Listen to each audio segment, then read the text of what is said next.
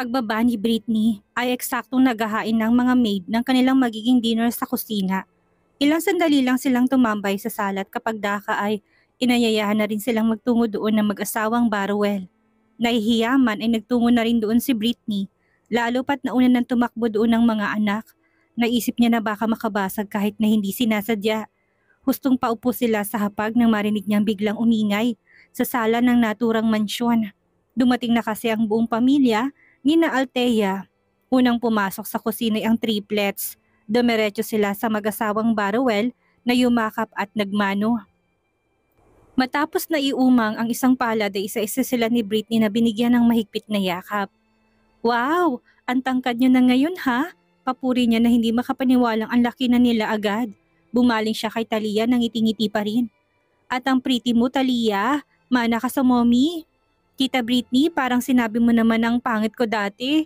Muso ni Talia na ikinatawa ni Britney. Hindi dati ay cute ka lang, ngayon ay pretty na. Tinanggap yun ni Talia kahit nasa loob niya ay binobola lang siya nito. Habang lumalaki, nagiging kamukha niya sina Uno at Dos. Pero ayos lang yun. Okay, pretty naman talaga ako, sabi ni Daddy. Matagal ng panahon man noong huling makita ni Britney mga batang ito, kilala pa rin siya ng tatlo. Sa bagay, hindi naman sila nawala ng communication, lalo na magpipinsan. Matapos ng ilang batian pa ay pinakawala na ni Britney ang triplets. Naupo na si Uno samantalang ang dalawa ay nilapitan ng mga anak ni Britney nang ngiti-ngiti na rin sa mga pinsan. Hi Andrea! Malambing na bati ni Talia sabay abot ng isang paper bag. Niyakapan niya ito matapos nahaplusin ng ulo na puno ng emosyon ng muka. Binilan kita ng toys, sana'y gusto mo. Salamat Ate Talia! Masiglang tugon ni Andrea na niyakap ito ng mahigpit bilang tugon. Si Dos naman ang lumapit kay Noah upang ibigay din ang gift nila sa pinsan. Walang imik na tinanggap ni Noah. Excited sa isiping marami na silang time ng magpipinsan sa paglalaro ngayon. Naku, wala kaming anumang pasalubong sa inyo, Uno, Dos at Talia. Bibilang ko na lang kayo kapag nakalabas na kami ha. Biglaan kasing uwi namin. Si Britney na medyo nahihiya na dahil walang maiabot. Hindi na kailangan Britney. Naku, wala nang kailangan ng mga batang yan. Lahat nakuha na nila. Pasok ni Althea, karga si Fifth. Kasunod nito si Renz na akin naman si Ford. Malapat kaagad ang nagingisi nito ng magtamang mga mata nila ni Britney. Kamusta ka na Britney? Long time no see. Napayuko si Britney sa naging tanong ng dati niyang among si Renz. Ngunit saglit lang yon. Agad din siyang nagangat ng paningin at nahihiyang ngumiti. Ayos lang naman po ako Mr. Salmeda. Naku, hindi na tayo formal dati ha. Bakit bigla ka naging formal na naman ngayon? Tanong pa nito. Nanunukso ng himig ng kanyang boses. Iniupo na ni Ren si Fifth, isa sa mga upuan. Hindi ba? Nilingon pa nito si Althea para kampihan siya. Hindi yun pinansin ni Britney. Ayaw niyang buksan ng usapin tungkol sa dati niyang asawang pihadong babanggitin ng dating amo maya-maya pa. Minsan pa nga tinawag siya nitong ate. Bilang pangasar lang pero hiyang-hiya siya dito. Imagine, dating amo niya si Renz tapos tatawag ng ate sa dati niyang sekretary dahil ang asawa niyang kapatid ng asawa niya. Bagay na ayaw nang maulit pa ni Britney dahil sobrang nakakahiya at nakakilabot. Upo na Renz, wag mo nang asarin pa si Britney. Si Althea na inirapan ng asawang mabilis sumunod. Bago pang muling makapagsalita doon si Renz ay nag-anyaya na si Mr. Barwell na maupo na upang simulan na nilang dinner kung kaya naman hindi na ito muling nakahirit pa na pang-aasar niya. Nagsimula na silang magsikuhan ng pagkain. Matapos na magdasal ni Talia, nasa gitna sila noon nang pumasok naman si Kenji ng pintuan ng kusina. Hindi pa naman siguro ako late no? Sabay-sabay na napabaling ang lahat ng mga mata ng mga naruroon sa kanyang entrada na natigilan sa kanilang mga ginagawa. Ganon din ang mga maid na nataranta ng kumuha ng extra plate at utensils para kay Kenji. Napasapo sa noo si Althea samantalang natatawa naman si Renz ng mga matay nasa kay Britney na naman na halos mahulog sa platong sariling panga sa pagkagulat niya. Halatang hindi niya inaasahan na makikita doon si Kenji. Isa pa hindi nito alam na naroon din silang mag-iina sa bansa kung kaya naman doble ang kaba. Gulat din ang rumihistro sa mukha ng mag-asawang Barwell sa pagdating niya. Ang buong akala nila hindi pupunta ritong panganay nila. What? Hindi ako welcome? Akala ko ba family dinner to? Hindi ba ako member ng pamilya niyo? Sa gitna ng pananahimik ng lahat ay namilog ang mga mata ni Noah na sinulyapan ng kapatid niya. Kuminang ang kanyang mga mata. Hindi ang araw na iyon ang usapan nila ng inang si Brittany makikita nilang ama. Surprise daw kasi nila iyon para dito. Daddy! Bulalas ni Noah na sa pagmamadaling bumaba ng upuan upang sumalubong ay nabitawan ng hawak na kutsara. Daddy! Sinundan ng mga nasa hapag ang ginawa nitong pagtakbo palapit kay Kenji at patalo nitong pagyakap sa ama na sobrang miss na miss niya. Naantig ang puso ng mag-asawang Barrowell doon, ganun din si Renz at Althea. Nakangiti naman ang mga pinsan nila na nagtataka sa tagpong iyon. Ilang segundo pa ay ginaya na rin si Noah ni Andrea na tapatakbo, lumapit sa mag-ama. Hindi na alam ni Brittany kung anong gagawin. Hiyang-hiya siya dahil sa kalikutan ng mga anak habang nasa hapag sila. Naintindihan niya na sa sobrang excitement iyon pero wala sila sa bahay nila. Ano na lang ang sasabihin ng mga Barrowell? Walang manners ang mga bata. Bagamat napulot ng kutsara at nalinis na ang sumama doong kalat, sa huli nagalat pa rin. We missed you so much, Daddy! Si Andrea na pinupog na ng halik si Kenji sa ikalawang pisngi. Karga na rin niya ito habang ang lapad na nangiti. Miss na miss ko na rin kayong mga anak. Ang daya niyo ha? Bumaling na si Kenji kay Brittany na parang tinulos na sa kanyang kinauupuan. Bakit hindi niyo sinabi sa akin na uuwi kayo ng bansa? Surprise kasi yun, Daddy, sagot na ni Noah. Namilog ang mga mata ni Kenji na ibinaling na sa anak. Batid ng lahat na hindi naman talaga na-sorpresa si Kenji. Pinapakita lang niya yun sa mga anak para kunwari ay na-sorpresa pa rin siya. Akala ko ba ay busy ka? Sinabihan ka namin na, si Mrs. Barrowell na tinikwas ng kilay ng anak. Humakbang na si Kenji palapit sa hapag. Ibinaba ng mga anak sa kanilang upuan at muling binalingan si Brittany. Ilang saglit na tumigil ang mga mata niya sa mukha ng babae na pilit niyang hinuhuli at hinahanap ang mga mata na mabilis itong iniiwas. Kahit busy, pagdating sa pamilya ko, hindi ako busy. Tahimik pa rin ang buong hapagkainan matapos sasabihin niyo ni Kenji. Tila ba may dumang anghel kaya sila natahimik.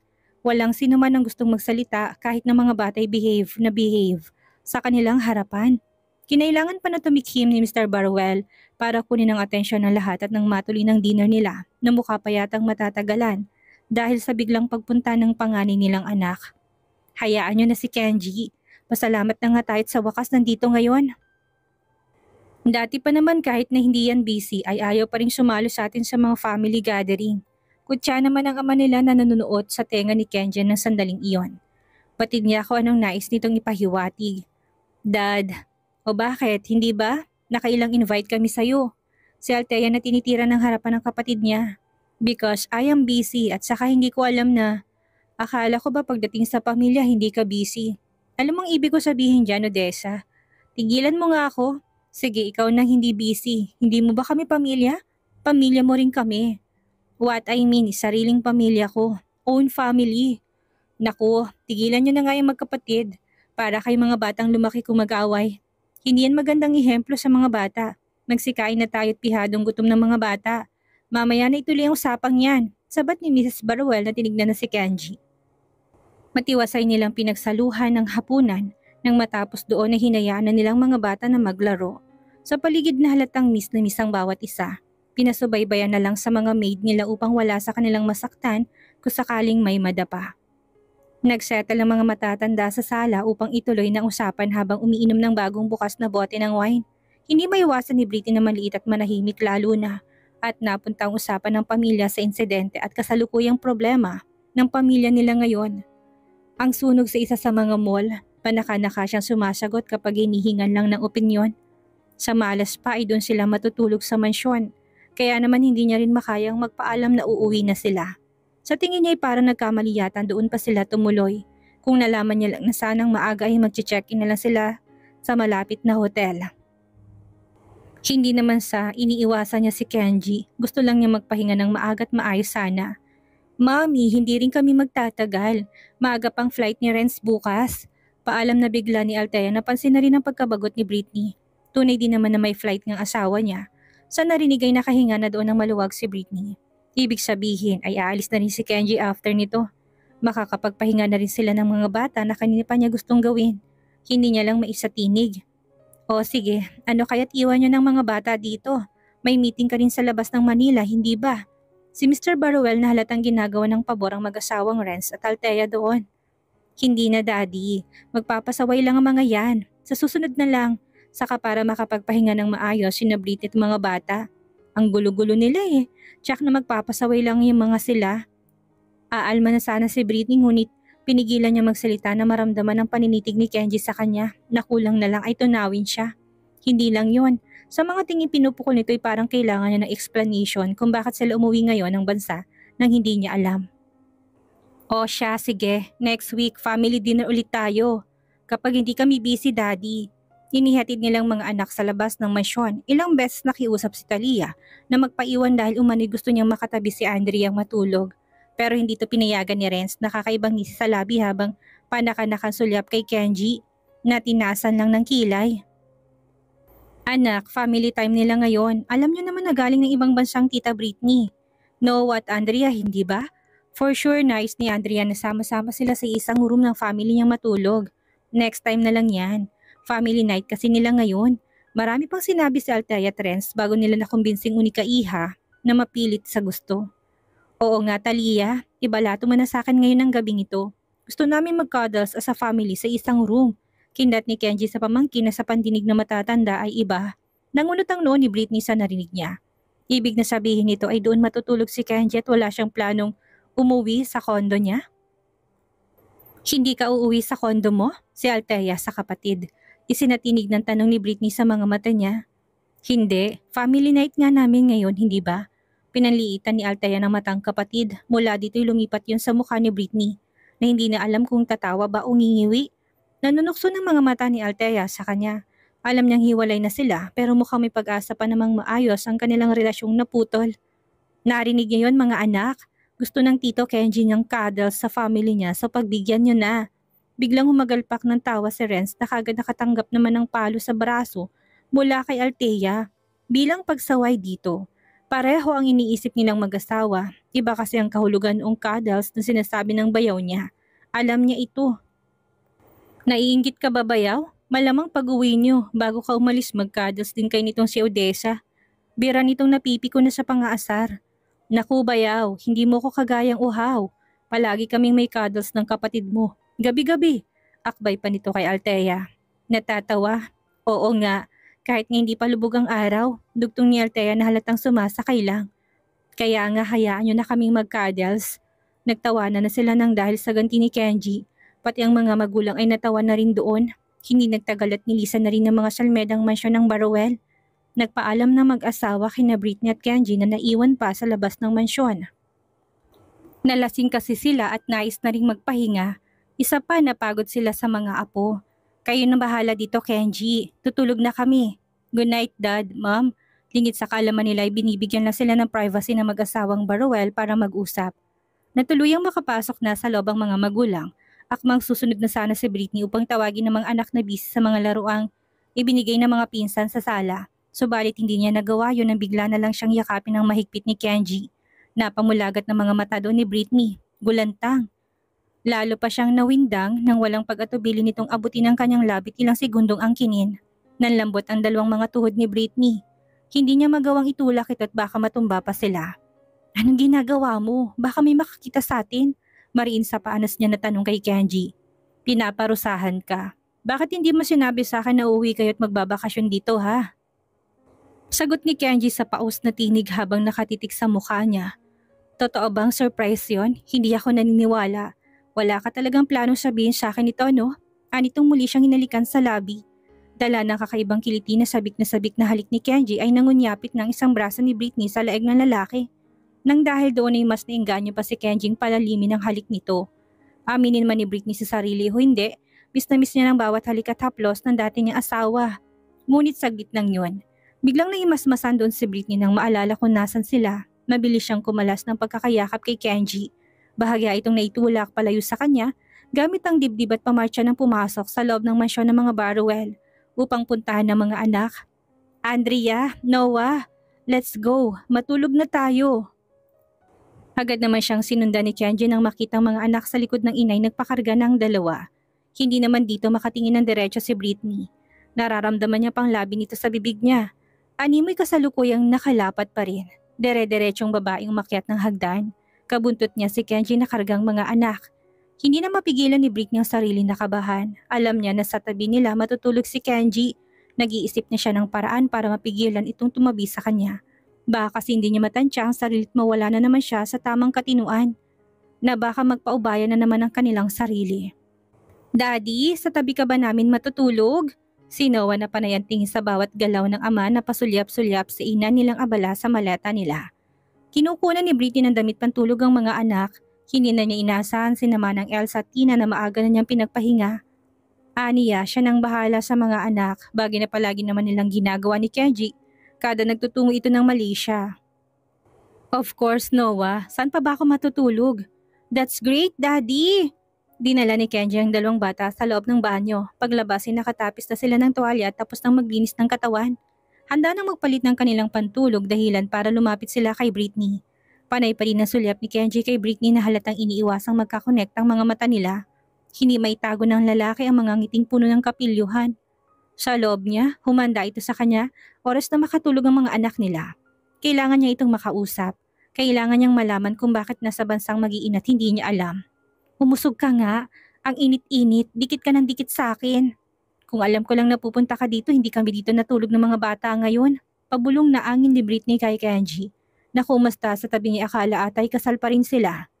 Ano ba Kenji? Hindi ka ba kasi nag-half bath?